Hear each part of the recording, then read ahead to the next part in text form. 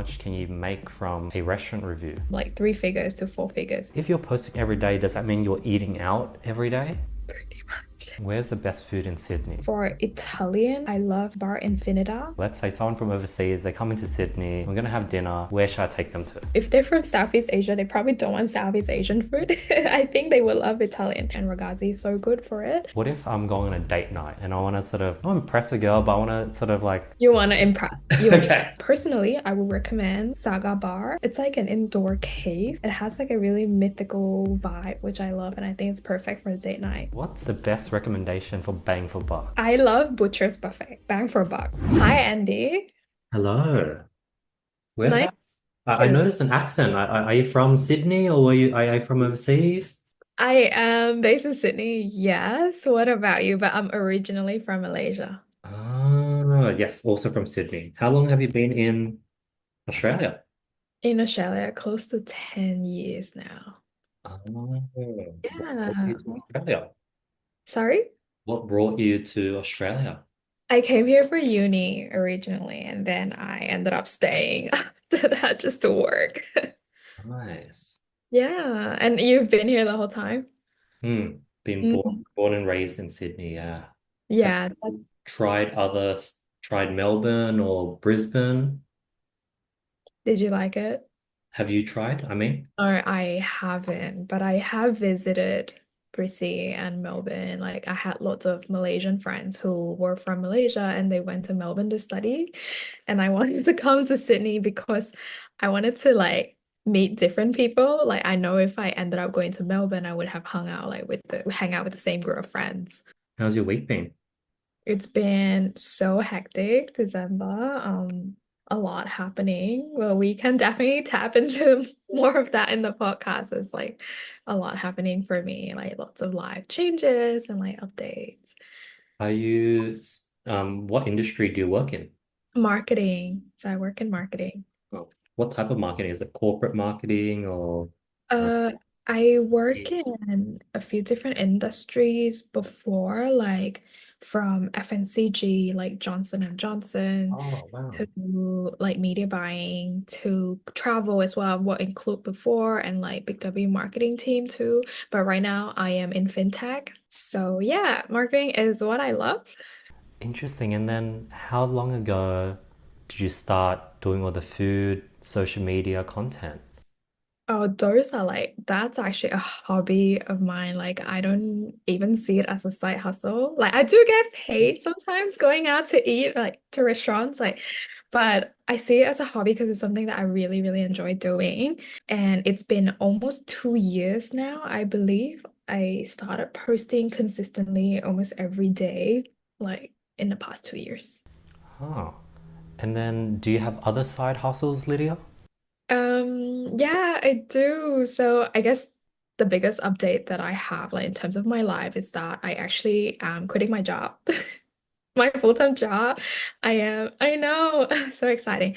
And I'm going to work on my own marketing venture because I have been in marketing the whole time and it's what I love doing. So I'm gonna be offering like marketing services to because I meet so many like cafe owners and like business owners whenever I go all these restaurants, and I think it will be like a good opportunity for me to help out like small business owners as well. So that's something that I am moving towards.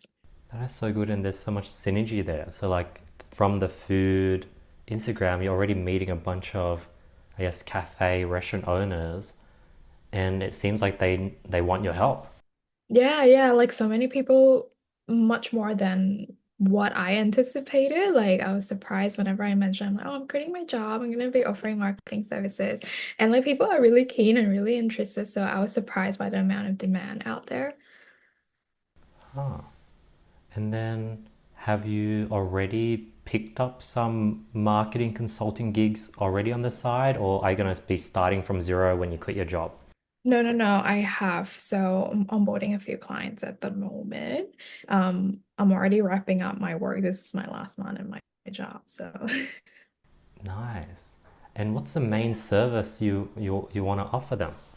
sorry. What's the main service you want to offer to your clients when it comes to social media work? Not just social media, actually much more than that.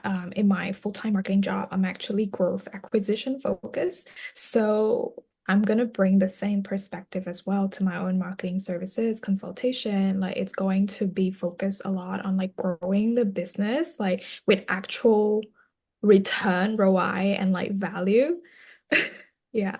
So it's not just going to be like, oh, like I manage your social media, like 20 posts a month, and that's it. Like I think I want to provide like much more value than that. Got it. Okay. So let's say I'm a cafe owner, Lydia, and I invited you over to I guess try some food, and then I find out that you have this service, and I'm like, Lydia, can you help me grow my cafe? Um, and then you say yes, I can, and then let's say I join your agency, I pay for your service. How will you help me grow my cafe? Well, it really depends on like their target audience and like the demographic they have, and also like what's the pain point of the business, right? Like some business wants to grow like during their off-peak periods, some business want to tap into a different demographic, some business want to push like specific products, specific menu, or like change target audience. So it depends on like the goal and what sort of pain point they have, and the strategy will like tailor it to what they need really, but it's like a full funnel. Some businesses have budget to run ads, some businesses don't. So it would purely tap into like influencer marketing and like social media, like organic reach and things like that. So it really depends on whether the business has the budget for it and how they want to scale and grow. Interesting. So let's say I'm the cafe, maybe I'm located, I don't know, let's say in Marrickville, Inner West. Every morning during the morning, we get a lot of sort of people buying coffee on the way to work, passing by on the way to the train station. So it's pretty busy from, say, 7 to 8 a.m.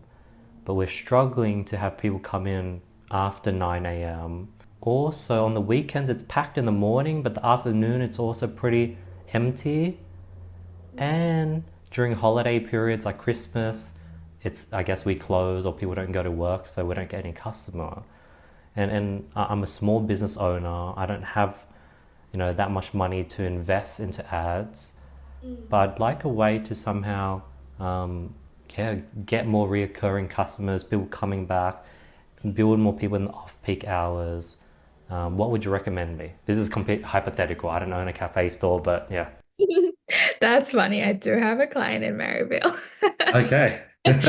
Um, I think just based on what you told me, it sounds really interesting. And what you can do if you want retention, like you're saying, you want people coming back to the cafe, but first you have to get people through the door first. You have to start your marketing activities and reach like a unique group of audience. And you don't have to run ads. Like it can be through your organic social media content strategy. So you make really viral content that lots of people in Sydney get lots of people in Sydney like interested about, or even like collaboration with influencer, those work really well as well. I know well, I go to so many cafes, so I like get to see how well some of this content really perform and really make a difference. Yeah, but in order to get returning customer, they first have to come through the door. Like you have to get more new people coming through to try your cafe for the first time for them to have a chance to come back. So it all starts from acquisition, and like I think that's definitely a big focus of the marketing services that I want to offer. Got it. And Yeah. then let's say my then reply would be, that's amazing advice, Lydia. And I'm struggling with social media. Like every time I post a reel, I'm not good at it. So I only get 200, 300 views, and I'm consistent. I'm doing it every single day for the last 180 days, but I'm just stuck at, 600 followers, 300 views per reel each day. Yeah, what can I do, Lydia? How can you help me? To grow the social, I have client asking me that as well, and I was telling them I could write you an entire like book on this Probably. There is a lot to it more than just consistency. Consistency is definitely the key, but like being consistent while not having good content, engaging content, then that is not going to work. Like if you're not changing the way you create your content, like not evolving and just like you just churn out really static, non-engaging content and that people don't really watch the whole reels, then that is not really going to help you to work. I think content creation itself is a whole science. Like for me, like other than posting consistently, your content has to be strong and most importantly, engaging and shareable. Like whether this is a content that so in terms of shareability, it can be shareable in many ways, whether it's providing value to people or it's entertaining. Like it's funny when you share memes and you share that to your friend, that is like the entertaining pillar of content and like providing value is probably what I aim for in my own personal channel, sometimes with a little sprinkle of like funny content. But majority of it, when I tell people like where to find like the best banh mi or like where to find the best food, that is providing value. And if for like business owner, I think a lot of times maybe they struggle or even like everyday content, like I think if you struggle to get that reach and grow your audience, then it's definitely good to sit down and do like a content audit on the kind of content that you're churning out, whether it's providing value or entertaining people like it or like evoke a certain emotion. I think there's like different pillar that makes your content like successful, if that makes sense. That does make sense. What's There's a lot more. Yeah. I could probably go in a lot into this. what's your best advice for people when it comes to creating engaging content that's shareable? And how would you teach it to someone, I guess? Because I guess a lot of your clients, that's probably going to be a important pillar of their business. How do you teach someone to create engaging content? Because it's so hard, like with the editing, picking the right music, knowing the trends. If you're like a 38-year-old coffee store owner, how are you going to teach that person, Lydia? I think you need to have, I feel like, well, it's a science that you definitely can learn, but it just comes so naturally to some people. Like they just know what's the right opening hook to put in their reels. They just know what's the right background music. They just know. I even adjust the volume of my voiceover. Like there's like a lot of details that goes into every single reels. It's not everyone that is maybe like willing to learn. I find a lot of people they rather just outsource that. That's why there's like a demand for having marketing agency out here because then business owner can focus on what they would do best, which is like running the business and making good products. And then the marketing team can help deal with this and like expand the reach of the good product. But I have never really thought that many people about marketing or content before. I used to work in Big W social media team. I used to run the Big W social media accounts. That was probably like a whole year of almost like diving like purely into social media and having like different content pillar and but I also learned a lot from my own channel, like learning how to grow that and grow my content strategy. But in terms of how to create good, engaging reel that is shareable, like the question that you were asking, like I said, I think it has to provide at least like three main things. It has to provide value, it has to or like really funny or it has to evoke an emotion, like it can be like inspiring, it can be like inspiring you to take a trip, like take a holiday, like funny reels that are like, oh, like remember this rule to not strain your eyes at work and like take a 20 minutes break and then go book a flight, like those is like funny and also inspiring people to like take a holiday.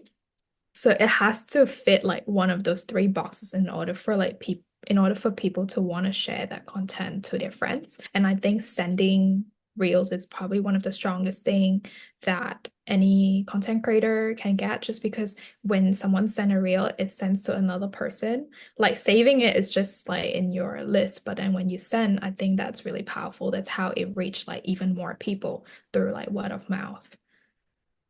Interesting. Over the year that you're working on, was it Big W's social media? I've Um, done many different brands Many before. different brands. Yeah, Debbie is one of them. What was like, how many followers were they at when you first joined, and how many followers did they end up? being at after you finished with them? Good question. I don't even keep track. I don't remember that. But from at least from my own channel, I think I remember just in the past 12 months, like it has definitely grown from like 300 to like almost like 10K followers. I think it was within a year. The growth was explosive, mainly because when you have one viral reel, then it really helps and you can just leverage on that momentum and continue creating solid content so like more and more people follow you. But the reason why people say consistency is important in content is because you want to get like one or two of your reels to go viral. Like by doing this once in a while, your probability of going viral is probably less. But if you keep doing that every day, like one of your good content is meant to pop, and when it does, like growth is really easy then. Yeah, the reality is like you only gain so little followers every reels you post, but the one that goes viral, you probably gain the most of your following from there. That is so cool. That makes sense. Um, in the agency world, like I have a friend who has an agency that helps mortgage broker get leads, and it feels like for him, the current economy, mortgage brokers or businesses have not much money to invest in agencies. Like he's doing a lot of cold calling and even trying to pitch like a $300 a month, we run your ads, get you leads sort of deal. Like that's already hard. Like he's having to really convince people to spend $300 a month. How are you going about pitching your service and different price points when it comes to starting your agency? Haven't done much pitching. A lot of it is through like just me like visiting the venue and knowing them like beforehand, and I just say like, oh, by the way, I am doing this. I'm gonna quit my full-time marketing job. And I think a lot of it was actually just from our conversation, and they get to learn a lot from like when we talk, and they just like really believe in the expertise and the experience I have. And also, I just love talking to business owner as well, like not even on a consultation basis, just like helping people out because I think that's what I really want to do. Like, I think like in the long term, I also want to be able to give back in society and being able to help people in that way. Like, yeah. And what type of offers have people been saying yes to? Is it just like a hourly base fee, a monthly retainer, a 10 posts for X price? What's been working? Monthly retainer. Yeah, mostly monthly retainer. I haven't really done much like hourly basis. I have in the past. But now I think mostly it's just monthly retainer just because it needs like so much more work that goes into like the whole like marketing funnel. And then do you have one set price or have you been customizing the price point based on the customer? Yeah, customize. It really depends on your needs and your budget and like because not every business needs the same level of support in certain channel, or some business want to grow more channels. So it depends on like how much needs to be managed and like how frequent they need like posting, and also yeah, like it has like different conditions. Interesting. Yeah, And but when interesting people, about what you told me about your friend. Oh, sorry. oh no, you can go. No, it's just really interesting what you say about your friend, like offering that like a really good price, but still couldn't land client. It could be the audience that he has is just really niche. Like mortgage brokers is a really niche audience, so there's a very small amount of people there, and maybe they don't have much experience working in marketing before. They don't understand the sort of impact that it can drive. Maybe he just needs to demonstrate to them, like what sort of ROI they can provide. Makes sense. Do you plan on doing content creation for your clients or not much of that? You're going to be teaching them to do it themselves. I do it for them as well, yeah. Oh, The content creation, everything included. There is like full service package. oh wow. Because I know you talked about how a lot of clients sort of they just pay for the content because that's the hardest part, but you wanted to focus on, I guess, growth, sort of having an ROI on their investment. But you're also going to, so you're going to do full service. Yeah, because content creation is also one way to reach new people. So like having that content strategy nailed it will help expand the new audience. So it is part of helping them to grow because a lot of businesses who doesn't have budget will definitely opt for like organic social growth. I think that's one way to expand their brand. Oh, that's awesome. And then I had a question, but it just slipped my mind. That's all good. That's fine. Like, are you looking to grow your social? Right now, I'm in the education space, so I'm really focused on YouTube. I've been going hard on YouTube. I used to do pretty well maybe 5 years ago, and I sort of put my foot off the pedal. I'm trying to figure out YouTube. I've been watching a lot of Mr. Beast podcasts and interviews, so that's my main focus at the moment. Yeah. Oh wow. Yeah, YouTube is definitely the way to go. I think like after I quit my job, I want to focus a bit other than my own marketing services. I do want to focus more on content creation. Actually have like a massive backlog of content from my travel that I haven't had time the whole year to edit. Like I had like content from Japan, Korea, and like Bali and different places. I'm just so like time poor. There's just so much happening.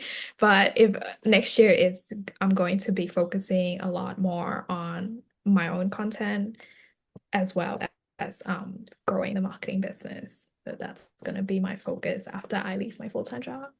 Yeah. Are you gonna be starting full time on your business 2025, the 1st of Jan? Yeah, yeah, that's the idea. Yeah, I want to dive head first thing in the new year. Nice, nice. And then do you plan on creating like a second Instagram for your agency consulting, or are you going to just focus on your own personal Instagram account or the food account? I always wanted to create a second channel. You're probably one of the first people hearing this. I always want to create a second channel for digital marketing because I feel like I know a lot about marketing, but I never share it enough with the world, like, how to shape your content strategy, how to grow your social, like how to grow your business in general. And there's a lot I want to share about it. And I just never managed to create that channel, never had the capacity for it. But if it does, I eventually want to, but it's definitely not very high on the list at the moment. I will focus a bit on travel, food content, and maybe like personal life, talking about my journey on like how I quit my job to like building my own business. I think that's something I want to share. Yeah, just to tell people that this isn't something that you do like recklessly, by the way. Like you need a bit more planning and thoughts that go into it. Like, there's like a lot of entrepreneur porn online to be like, oh, I quit my job. I'm like I make so much money. I'm like, I think you need to be much more like responsible, especially if you have like commitments in life. Yeah, so maybe hopefully the digital marketing account will be one of it as well. Nice. And do you have any idea on how you'd want to go about sort of the marketing and social media education? Because you see it's so saturated nowadays. You go on Instagram Reels, there's a bunch of people sitting in front of camera with the mic, they're holding it, they're like, hey, this is the 3 pillars to creating a great story. And it's just so saturated and it's hard to go viral in that space. You talk about the importance of a viral video. Any ideas on how you might want to approach the education space? Oh, that is a good question. I haven't really thought much about education being a focus for me. But I think like mostly I wanted to do it to help out like small business owner who like might not have the budget to pay an agency and they purely want to grow their own content strategy and like to have a space for them to come to learn. And there are also so many people out there who like share like their I think like without really knowing, share their thoughts and knowledge without really knowing what they're really doing. And I think like that's not great. So just having a more like reliable voice, I guess. I think like when you want to be an education source, you have to be reliable and trustworthy. That would be like the first thing. Yeah. Does short form convert? Like, if you wanted to get more clients to work with your agency, is short form the best way to go, or is YouTube going to be better? Like, would someone watch a few of your shorts and be willing to pay 1,000 a month retainer? Um, does that happen? What's your thoughts on short form? My thoughts on short form is that it's really good for like reach and impression. It's very good for that extra reach. For example, YouTube Shorts, you would get so much more reach than your YouTube long form. But I think so short form is just a supplement to long form. Long form is the one that truly converts. I think you need to have both in your content strategy. You have short form reaching that new audience. And then I know in your YouTube shorts, you can link it to your full YouTube video. So that's how you drive people to your long form content. And that's where you convert them. So there is like a full funnel happening. But I really like your funnel of sort of having the foodie page, going to restaurants. They're inviting you, they're wanting you to come on to sort of create content around their food and then sort of soft pitching them your service. I feel like that's a super smart, that's such a smart funnel. Was it on accident? Was it on purpose? What's your thoughts on that funnel? Accident, like accident, because the food content has always been my hobby. Like I never thought I would ended up onboarding clients in the F&B space just because my whole marketing career, I actually work on so many other brands like FMCG. I was telling you like Johnson and Johnson, there's so many brands under them. And I work at Big W, like retail. And I also work when I was at an agency, I also work with many other brands like Joe Malone, like beauty and health, like Pet Barn, and like all kind of brands. So and as well as travel. So I never thought that I would onboard like clients in the F&B space, especially since I work full time in FinTech for 3 years now, and I am very big in tech. So yeah, I think it just happened like accidentally. It just happened that my love for food ended up like landing me clients in the space that I love. And when I do work for them as well, like also, like going for photo shoots and like filming videos and stuff, I just feel so much joy from it because it's truly what I enjoy, like what I love doing. Yeah, so accident to to answer your question. And a lot of these clients you're onboarding, is paid ads a core pillar? And if so, how do you go about running ads for FMB? For small businesses, no, paid ad is not a big thing. So they're more into like boosting their content occasionally. But I have worked full time in like ads buying at least like 1 or 2 years, like fully, like every day living in Meta campaign. So I do know a lot about paid ads as well. But for a small business owner, usually they wouldn't have that budget to sort of run an always on paid ads. But for other retailers and like other brands, they would, like especially in e-commerce, like paid ads would be one of the main way for them to get acquisition and yeah. Got it. So I'm assuming that most of your service delivery for your F&B businesses would be coming in person, filming content, editing content, and uploading it to their socials. Yeah, so it's a combination of like influencer marketing as well as content strategy. Okay. And if you go about helping them with the influencer strategy, I guess do you have like a list of like local influencers that you can just like blast for every F&B business? Is that the plan? It really depends on like the location and like what sort of business it is. So I would help filter out like who would be the most suitable for each venue because everyone has some people have like its own like niche in terms of like even food content, they have a niche like fine dining only or like cafes focus. So it really depends and it would vary depending on the client and the venue. Yeah. And then would you be reaching out to the influencer through the F&B's social account, or would you be personally reaching out to the influencer? Oh, for now it's just personal account, but eventually I do want to build, like you say, like having a digital marketing handle. I think that will be a lot more helpful and like easier to manage as well. But right now, that's why my personal inbox is like a nightmare. I do not want to look at it. Nice. And like for example, the role play I did, the case study of like if I was the cafe in Marrickville, like how much would it cost for me to work with you? Or what would you pitch me or what would be your pitch, I guess? It depends on what my client need. I probably won't have a quote for you here, but you can email me and I will come up with like a quote. It because some people just need social media, some people need much more than that. So it really I have to look at it case by case. It's almost like a project by project basis where you see like how much effort and times and hours that needs to go into it. Yeah, like some places they don't need photo shoot, some places they need a photo shoot.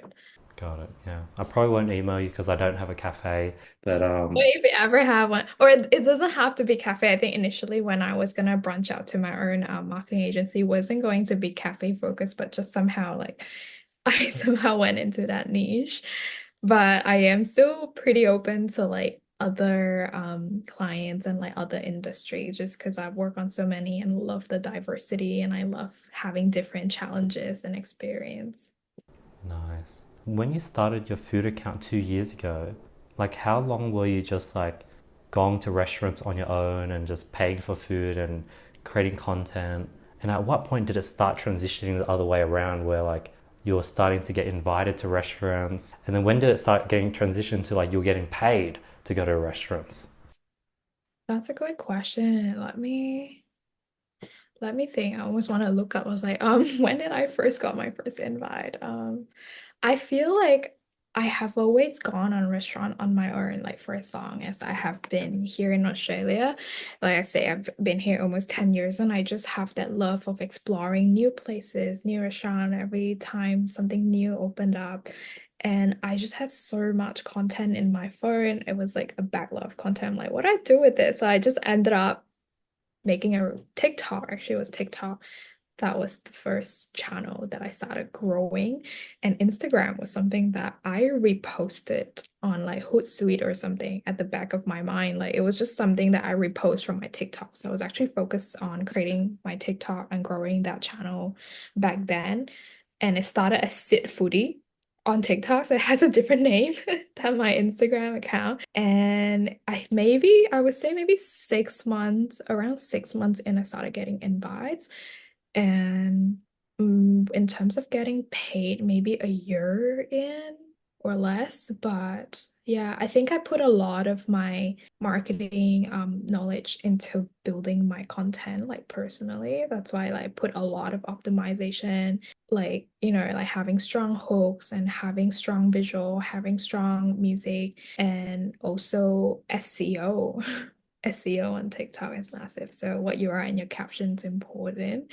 So like I think you just have to have like a deep knowledge of how the algo works on each of the platform to really help grow your content. I see. So you started, I guess, with 0 followers on TikTok and Instagram. 6 months in of you just posting backlog of old content, new No, like content, I still visiting restaurants. still visiting. Yeah. What was your posting schedule like through, I guess, over the last 2 years? How often are you posting? Almost every day if I can. But in the last 3 to 5 months where things have been getting a bit more hectic, I've just been trying to post at least 3 to 4 reels a week, like minimum. There are certain days that I know it doesn't perform well on my channel, and sometimes I just don't post. For example, today, Friday, like Friday in general just doesn't work well for me. So yeah, it's nice to have like little days off so I can have sanity back. But I love editing content. I do that every single day. Like I'm always editing video. It's almost like a second nature, like my habit now. What editing software do you use? I use CapCut for short form. Yeah, but I haven't done a lot of long form editing. It's something that I want to go into next year. Like I would not know where to start with long form content. And then do you do the CapCut on your laptop or on your phone? On my phone, I edit on the go, like on my way to work, like in the train, like on my commute, because it's quite long. And I would just like edit on the way to work. I can't do my voiceover though. So sometimes some of my video doesn't have voiceover just because I'm editing on a train.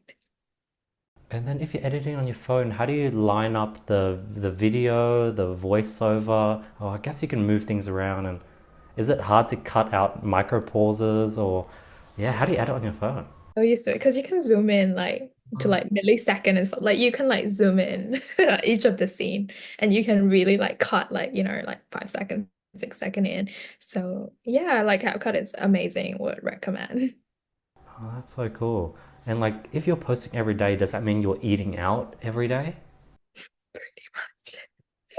I am. It's actually so bad. I actually have such a terrible diet.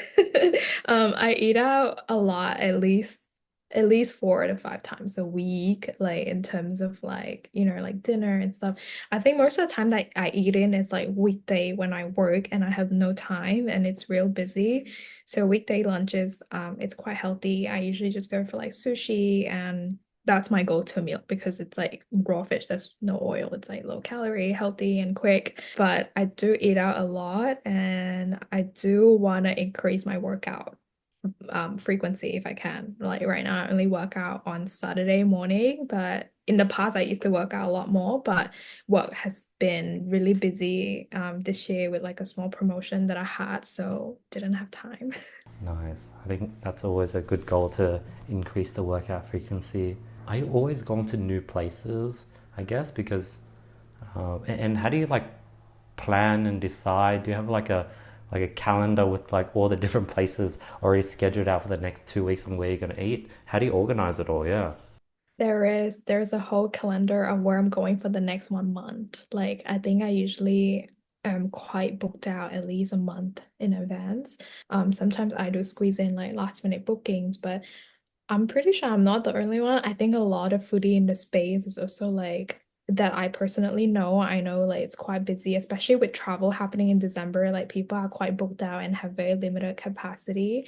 But yeah, generally I schedule my visit at least 2 to 4 weeks in advance and I have a whole calendar to manage that just so I don't miss any booking because there's so much happening.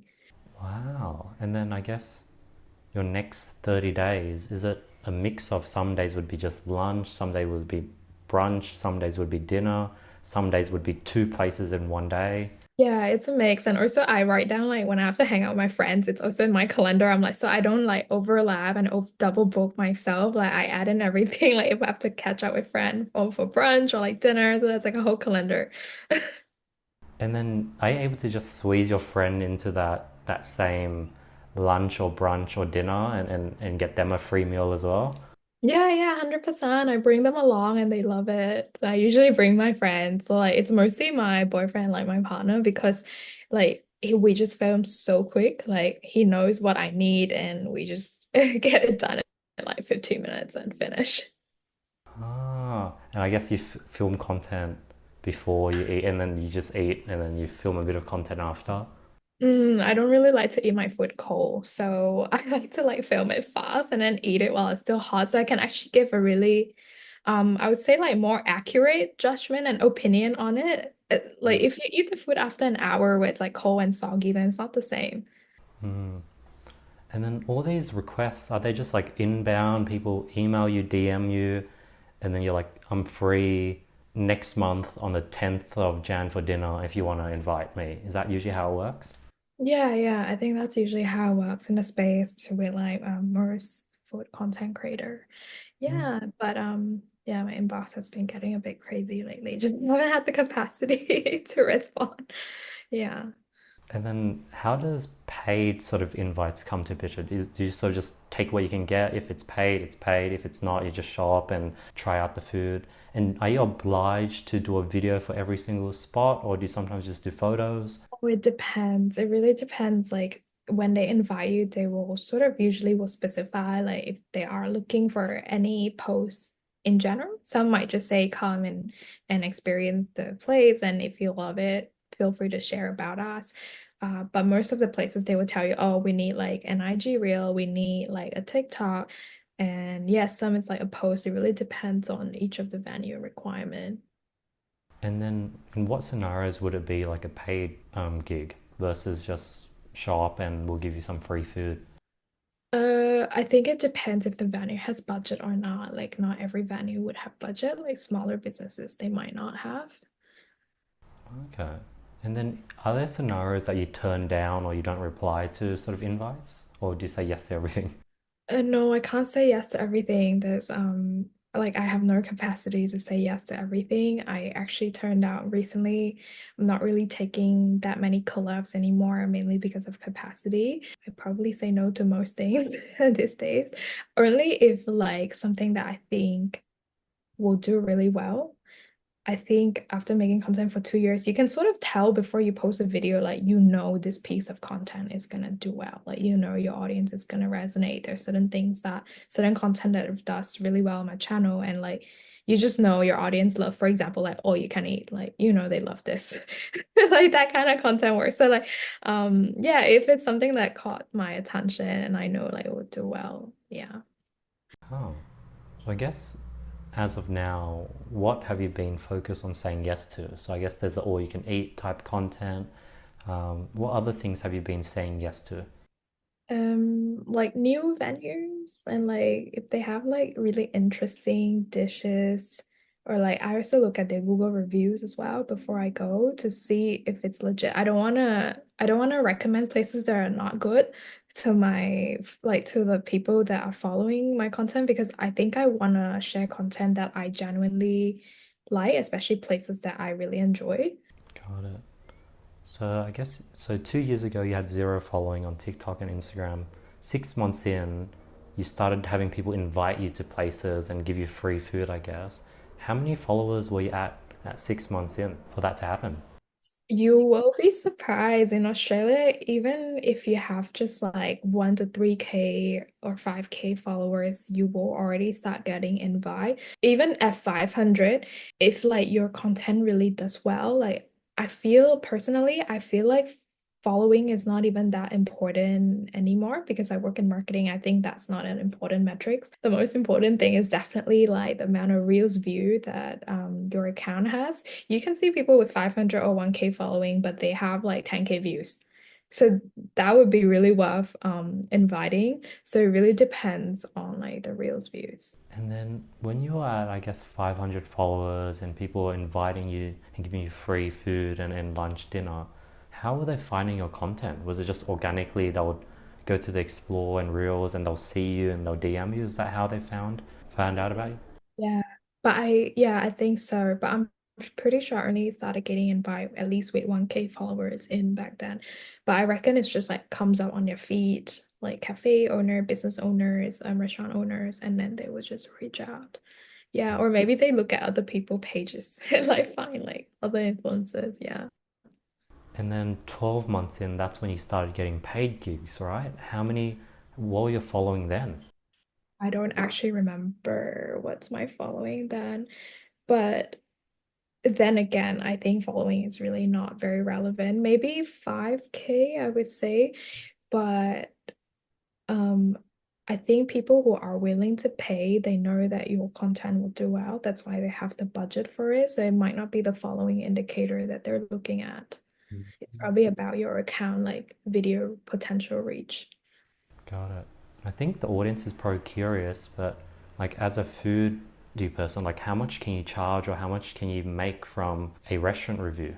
It depends. There's a really big range. There's a pretty big range that you can charge from like 3 figures to 4 figures. It really depends on like, yeah. But I don't have a massive following, so but I also work with a lot of influencers. I do a lot of outreach and I ask people like, like how much they would charge. So I do see a lot of rate cards as well. So I understand what the industry is charging. Interesting. And when you go up to 4 figures, is that still just for one reel, one story, or is it now multiple reels for one restaurant? Probably multiple, but it really depends on like what they want, like in terms of the deliverable. Some people need ad usage, some people need revision like 20 times. Like it really depends on same with like the way UGC works as well. Like I know I did a bit of UGC at one point. Yeah, you just have to ask them like what is their requirement. Like maybe they need one video but in like different formats, like horizontal, vertical, and then they need like one whole year of ad usage. So you charge like extra depending on what they need. Do you have any stories of like a place inviting you, giving you like a free $30 meal, and they ask you for so many revisions or they weren't happy with what you posted? Does that ever happen? Uh, no, not so far. Thank God. I've had really like positive responses so far. Like usually they just say, I love the content you made. I really like the video. Yeah. So it's just been really kind words. Haven't had any bad ones. Yeah, I've been lucky. And I guess like now you're at a selective option where you only say yes to things that you would want to make content for. Um, And I if it guess. aligns, yeah, if it aligns with like my kind of content, and if it aligns with my diet. Yeah. And like, how much percent, like if you get 100 requests over the next month, how many do you say yes to now? It's like 100. There's only so many I can go every week. Like every week, I think if I ended up going 7 a week, that would mean I have to churn out 7 videos. Like that's a lot of commitment. Like for every venue I go to, I think realistically, I can only really create 3 to 4 videos, or 5 in a week. So I wouldn't say yes to that many. Yeah, because like I'm thinking about it, like if a new Japanese ramen place invited you to their restaurant and they'll give you like a $20 ramen bowl, it's not really worth your time to like create a whole video for them. Depends on the location. Like there have been people who reach out, they're very far, like Mount Druitt and other places. I'm like, I can't travel to there. Like physically, it would take me so long. Some places, even for me to go to Bondi, it's like an hour drive and like return will be 2 hours. So a lot of times I really can't go if it's just for like a bowl of acai or like a small thing. Like yeah, it has to be like worth the time. And like if it's not paid, then some places just take too much time for the travel. And that doesn't even include like filming and like all the time takes to edit my content to make sure it performs. Have you been able to like organize any sponsored like birthday dinners or girly catch ups with all your friends? Is that something you try to like combine into the setup you have? I have. That's so funny. I actually have because I had like this really fun idea of like I wanted to share my favorite pizza in Sydney. So I reached out to the brothers, it's the Pizza Bros. Shout out to them, by the way. They actually gifted me like lots of pizzas on my birthday this year, and I shared that with all my friends. I made a reel out of it as well, on my birthday, and it was so cute. Like all my friends loved it, and I just filmed their reaction of trying my favorite pizza, and they were like, "Oh, so good, the best." Yeah, it's actually so good. They are located in Erskineville. Yeah. Nice. Did they deliver? Or did you do menu log? Oh How'd no, you? I went and pick up like I had like a in the video I was like picking up this many boxes of pizza and I it was like half the height of half my body or something. And yeah, it was so good. They're so sweet. Yeah, and now thinking about it, for them, it's like so worth it because like the cost to make a pizza is probably like very minimal, and like if you owned a pizza store, you can just like give pizzas to everyone that has more than 1,000 followers, and you probably make a return on just like a story post or reel, maybe. I don't know. What's your thoughts? Because to make a pizza, it's like $2, $3, right? Is it? I Oh, don't actually know the cost, but the one pizza itself costs like 20 plus dollar. So like if I were to buy that, it would cost quite a bit, right, for the whole party. But it's also like me wanting to share my favorite pizza to everyone. And it's also good ROI for them because then if any of the friends like, they actually tried it and they would like return and they will also bring their friends. And a lot of times I think when business owner invite influencer as well, a lot of the influencer love the place so much they actually always like go back to the place as a return customer. So we're also potential customers that can be a strong advocate for your brand, like if we love your food. Yeah, like I have returned to many restaurants that I love. And so it's such a good way for me to try out new places for the first time. And like I would just go back if I really love the place. and then for that birthday thing you did you reach out to a few places in case they said no, or was it just that one DM and you just fingers crossed, hopefully they said yes? Yeah, it was just that one DM. Like if they say yes, then it's grand and it's good. If they say no, it's not the end of the world. Like I could just get my own whatever like other food that people might want because I love hosting. So I love hosting at my house. But yeah, like I think I don't really pitch to that many people. Only people that like especially with the birthday thing, that's only once in a year. I don't really do that very often. It's like a special kind of content that I wanted to do and I just had an idea and had a place in mind as well. I was like, oh, I really want to do this with you guys. What do you think? Yeah. And they were so cool about it. Yeah. Because like I also love and I enjoy hosting things, bringing friends together, but the most expensive part is usually the food or the drinks. Um, is it easy for you to like get those things covered every single time you want to host something in the future? No, I don't really. I think for me, if I can buy, then I'm more than happy to buy. Like, just because it's also a gesture to support like smaller businesses, especially if they're doing catering only, like they don't have a physical store. But yeah, I don't know if it's something that I would do often. It was just once in a while. Got But it. it's like a fun kind of content that you create, and it's a good way to promote their brand as like catering or like takeaway party food. And it's like a win-win situation. Yeah. And then do you have like an Excel sheet where you track everything you've gone to, or is it just top of mind? Like you don't really track all the places, everything's on your Instagram or your calendar. I have an Excel sheet to track invoice.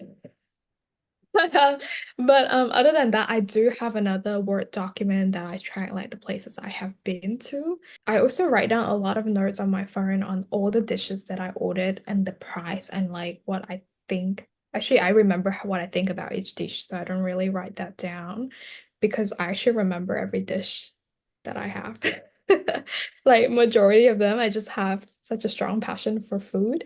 But yeah, no Excel sheet for all the places I've been. It's just like in a Word, in a list document. And tell me about that list document. Is it so that if you ever think of a place, you can go back to see what your thoughts were on the place, or what was the plan with the list? There's no plan. It's just like a for housekeeping purpose. So I remember which date I went to which restaurant, and I know by when I have to post the content. It's more for Okay. me to keep track, like a deadline kind of thing. But I actually have a really, really good memory in terms of restaurant and what dishes I ate and what I ate there and what I think about it. So I remember those just from the top of my head. And usually, how long is the delay? Like if someone invites you to their restaurant, and they ask, "Oh, like when can I expect a post?" What do you usually tell them? It depends on my capacity during that time because I know sometimes it's like busy period, like December, it's just been so hectic. So at least 1 or 2 weeks, I think that's very standard. Hmm. Yeah, pretty standard in the industry. That's awesome. Where's the best food in Sydney, Lydia? Think all the right questions. Yeah. Well, it depends on what cuisine. So for Italian, where I actually love to bring my friends whenever they visit, is actually in Gordon. I love Bar Infinita in Gordon. That's one of my favorite. And I was just at Ragazzi last night as well. That was so good. For pasta. Yeah, I eat a lot of Italian. For sushi, I do really like a few places. I like Rhodes, that's Hashi sushi. That's very yummy. And I go to Edome a lot in Burwood. Yeah, there's a lot. I eat like different cuisine. And for Korean, I think K barbecue. I think Bonga has some of the best K barbecue in Sydney. And that's a franchise. They have a few locations. Yeah, they do. Yeah, they do have a few locations. For Malaysian food though, because that's where I'm from, very close to my heart. For Malaysian food, I think the best one are in Kamsi. I love Hokkien Kia and Albi's Delight. Okay, I'm gonna ask four different, like the best for four different scenarios. Okay. Um, Where's the best place I should bring an overseas friend to? Let's say someone from overseas, they come into Sydney, we're gonna have dinner. Where should I take them to? Oof, overseas, like depends on where overseas they are from. If they're from Southeast Asia, they probably don't want Southeast Asian food. I think they will love Italian. So my friend from Malaysia, we went to Ragazzi last night just because I find all my Malaysian friends really love a good Italian food and Ragazzi is so good for it. And it's in the city, it's easy. Like even though my favorite place is in Gordon, but like I would bring them there. And I know Toddy's is overrated, but I still really like it. I love the wood fire bread there, love the burrata. I think Maryvale have very solid options. Okay. Let's say I have like a older mentor, someone that is sort of like, I guess, a mentor to me, and I wanna take him out for dinner just as a gesture to say thank you. Where should I take him? I would recommend Hoja in Haymarket.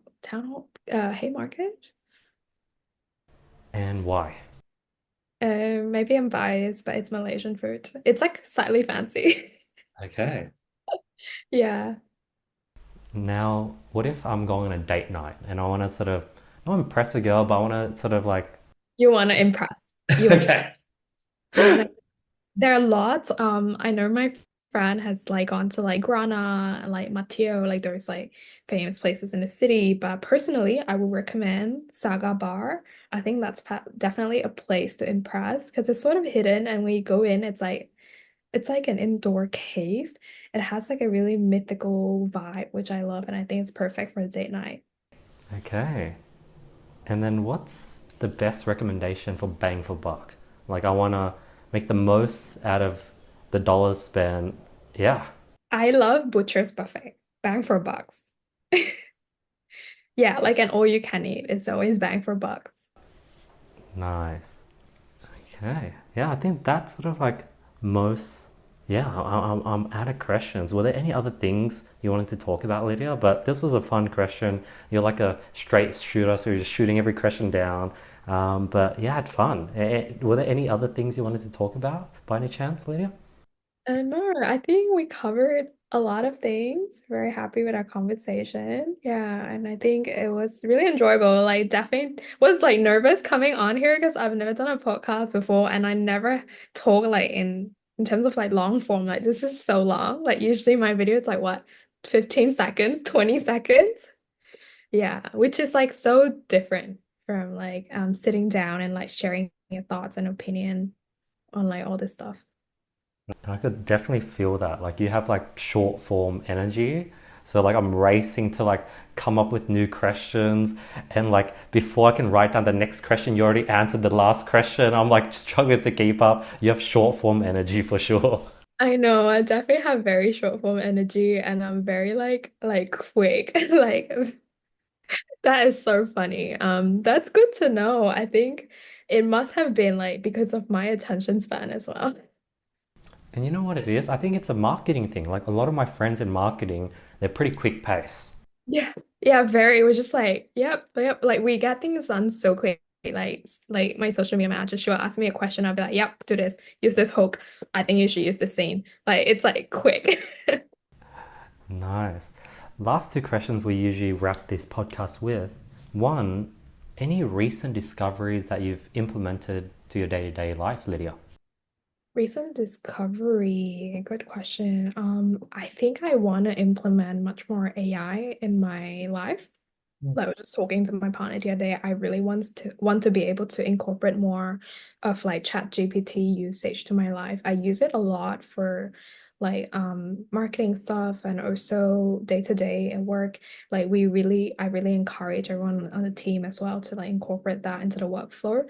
So it saves a lot of time and they can focus on strategic thinking.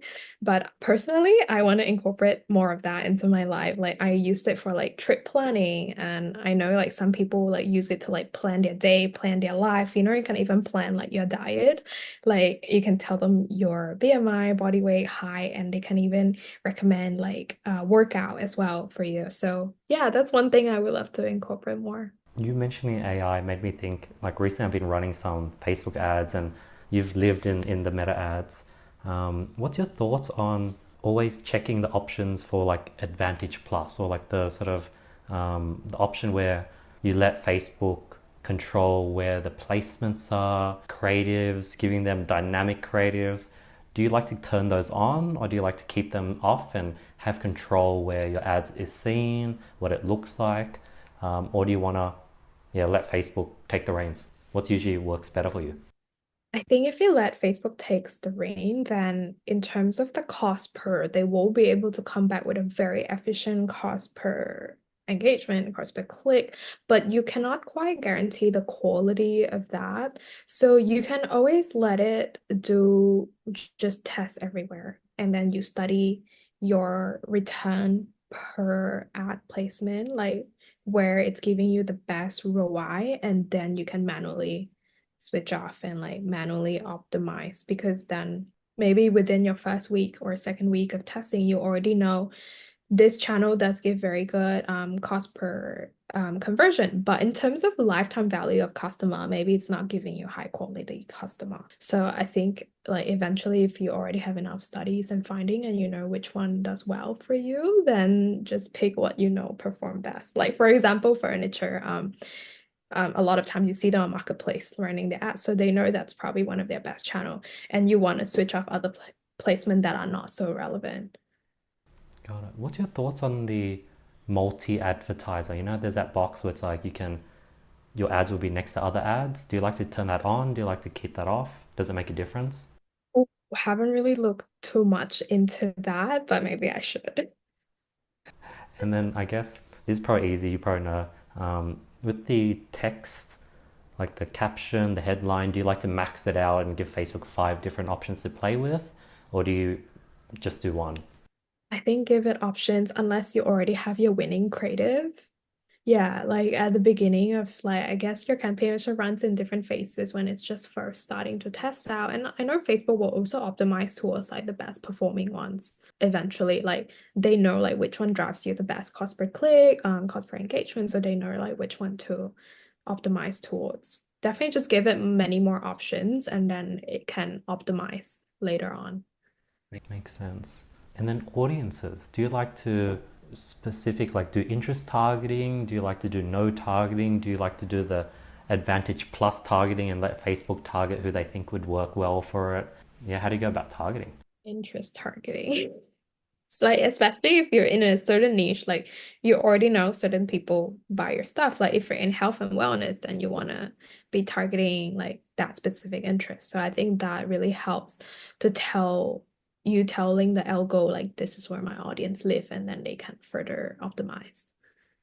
And then when you're running ads for say F&B, would you want to optimize for follows, for message, for engagement, for reach, for views? What would your choice of conversion optimization be? My choice of conversion would be lead. I think like filling up the booking form, like making a reservation. I feel like that would be the main metrics. Like follow it's great and everything else is great, like liking, video view, but like the reality is you want to drive that conversion, you want to drive that foot traffic to the restaurant. Right now, I've been playing around with a lot of like focusing on organic content and using paid for retargeting, creating a custom audience around your anyone who's engaged on your Instagram or Facebook over the last 365 days and going hard on retargeting or reusing all your existing posts as retargeting, create that sort of ecosystem. That seems to work really well. Back in the days, I did a lot of cold ads, but yeah, I feel like there's just so many ads out there where it's really hard to be profitable cold. You sort of need to use organic to sort of get people to see you organically and just retarget them hard. That seems to be working. Yeah, what has been working for you? What's your thoughts on that strategy? Yeah. I think that's one of the best strategy for like a smaller budget. Then that is the best strategy. Just because your organic content is already optimized towards people who are going to be interested in your content. Like the organics algo is already geared towards that. So it's already reaching the right audience. And then when you retarget people who have actually already clicked into it, showed intent, that's when you get the best ROI, return on ad spend. But for like bigger companies, when they have bigger budget, then they just tend to like you do like cold campaign, like you spend like 70% or 60% of your budget in prospecting, just prospecting, finding the right people. And then they spend another 20, 30, 40% like retargeting these people who have clicked onto their website. So yeah, like the idea is the same. It's just whether you spend money doing the stage one prospecting or you just retarget your organic group of audience. What do you think would have more of an ROI for a bigger company if they had a budget of $10,000 a month? Just spend the $10,000 a month on running cold traffic ads, or spend the $10,000 a month and hire two or three creators full time and have them create five pieces of content per day and post five times organically a day. I think you need both. You need that ad spend for that retargeting piece, especially. But like your first strategy that you were saying, they can be running cold ads, but what if you don't have strong creatives? So you still need that content creator in your second strategy to create strong content for you to have ads creative. Because if you're creating on your own, it might not be strong, it might not be that engaging and like converting. So you need strong creatives in order to like even have good result when you run your ads. And like we're sort of at a time where for the first time in history, can we organically create content and get free reach? Like 5 years ago, maybe more like 7 years ago, you would only your followers could see your stuff. So you had to run paid ads and you had to go cold traffic. But now you can insanely just like go organic, get free reach to your business. That's never been done like happened before. And on top of that, you can spend a small budget to retarget and get a huge ROI, a huge ROAS on the retargeting. So I feel like, well, I guess we're in the know, so it's like normal to us. We know this, but like, it's pretty crazy. Like this strategy works and it's very budget efficient. It's insane. I know we're wrapping up, but like back then, I actually, before even coming to Australia, I had my own business, just because I'm here, so I couldn't continue that. But that was doing really well. Back then, I used to run Facebook ads for $1 a day. Insane, right? So I've been in marketing space for a long time now, like more than 10 years. Nice. And what was that business? I used to do clothing. I love fashion. I was really into like clothing back then. Still am, but yeah. Coding or clothing? Oh, clothing. Yeah. Oh. And was it drop shipping or was it your own Yeah, stock? it was sort of drop shipping, but this was like 10 years ago. Like I probably was like at the beginning of, like the drop shipping wave. But it has evolved so much now. Like it's completely different beast. Was it all your own creatives or did you just rip existing creatives for that product? It was my own creative back then. Yeah, it was just a small business. Oh, that's so cool. Last question, personal goals or focus for the next 6 months that's not business related. Personal goal, workout, increase my workout frequency. I used to do Pilates and I haven't had much time this whole year, so I want to get back into that. I used to do a little bit of dance as well, so if I have time, I'd love to get back into that too. And not very good, but it's just like a hobby. Yeah, I think like I want to focus on my health, like other than business and other than content, which I love. I feel like I'll continue doing a lot of vlog, like, like vlogging life, like what's happening and things like that. But I think prioritizing health and fitness is going to be a big one. Nice. And then now that you're transitioning to your own business, are you going to have to transition visas or are you already an Australian resident or what's the plan? Oh, I already am a permanent resident, Nice. so that's nice. So you don't have to worry about that. Congratulations. Oh, thank you. Yeah, I got it last year. Like it went through many, many years. Like, yeah, it's great, finally. Would you want to raise kids in Australia or Sydney or Malaysia? I haven't thought about that. I love both places, like so different. Like Sydney is so nice having that nature and like great work-life balance, great people. Malaysia is also great, but I think the standard living here is definitely a bit higher. Malaysia is great, like having like really warm people, like the locals are really welcoming and they're very nice, very kind, very helpful. I think there are perks in different countries for sure. Interesting. What's something that raising a child in Malaysia you would get that you couldn't get raising the child in Sydney? They couldn't get, I reckon I actually couldn't speak fluent English until I was maybe 15.